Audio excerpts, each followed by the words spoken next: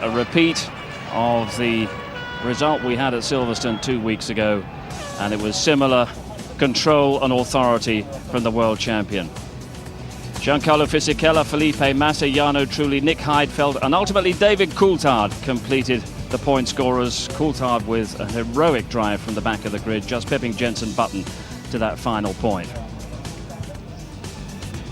Well, the World Championship standings just get better and better from Fernando Alonso's point of view. Michael Schumacher loses a further couple of points on the World Championship leader, who is inching closer to that World Championship title. And similar domination from Renault in the Constructors' Championship as well.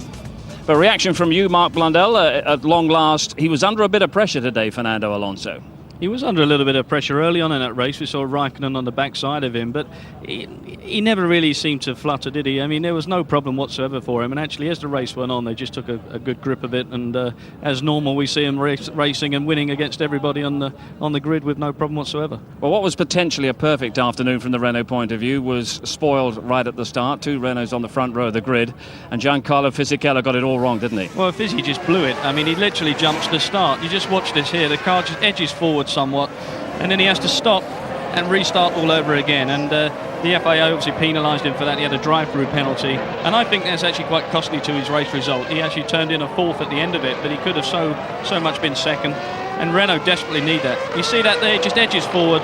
He's got to recompose himself and get back off the line. But his race is done at that point for getting on the podium. And Michael Schumacher losing ground at the start as well. What did you make of the Ferrari tactics today? A little bit strange. I was somewhat sort of confused at the beginning of it, because I thought they were going to be actually going for a one stop at some point, and all of a sudden they went for that two stops.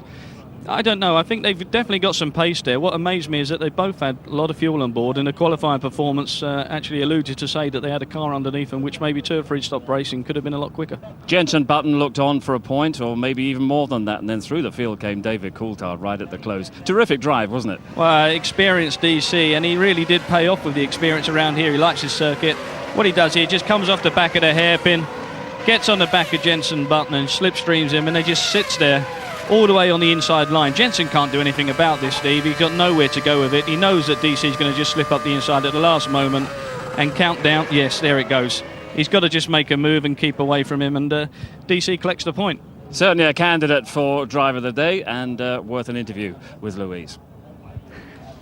David, well done. Great result. Thank you. I didn't expect to get a point from the back, but it's the way Canada works out. So yeah, very difficult race.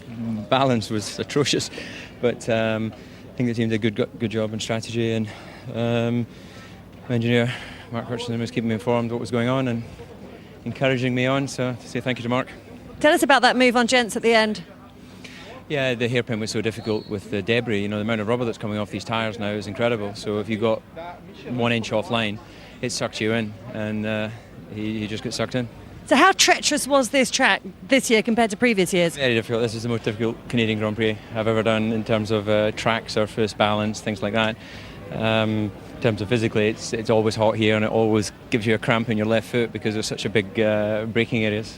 But nonetheless, delighted to get a point for Red Bull Racing, and let's see what Indy brings us. Well done. And from a driver's point of view, it doesn't get much harder than that. How tough were those last 20 laps or so? They're very tough indeed for those guys, and I think what David's alluding to there is it's the first time they've had such a poor circuit in terms of what's left on the track. All that rubber thrown off the tyres and making those marbles, and you saw so many guys so many times just falling off the circuit. It's not a lack of skill or a lack of ability, it's just what the surface is underneath them. They've got zero grip. Another disappointment for Kimi Raikkonen and for McLaren. Another frustrating day. Couple of bad pit stops, and it didn't go well out on the track as well either. Yeah, they got caught out with a bad pit stop early on where they didn't get the right rear on in enough time to have a clean stop, and I think they felt they had a lot more pace, which it showed in the beginning of it, but actually in the end they were back to a situation as normal. But the point being as well that Schumacher capitalised on Kimi having a little run-off on the marbles, and that really did put pay to the result. Just see coming in here, Kimi turns into the hairpin.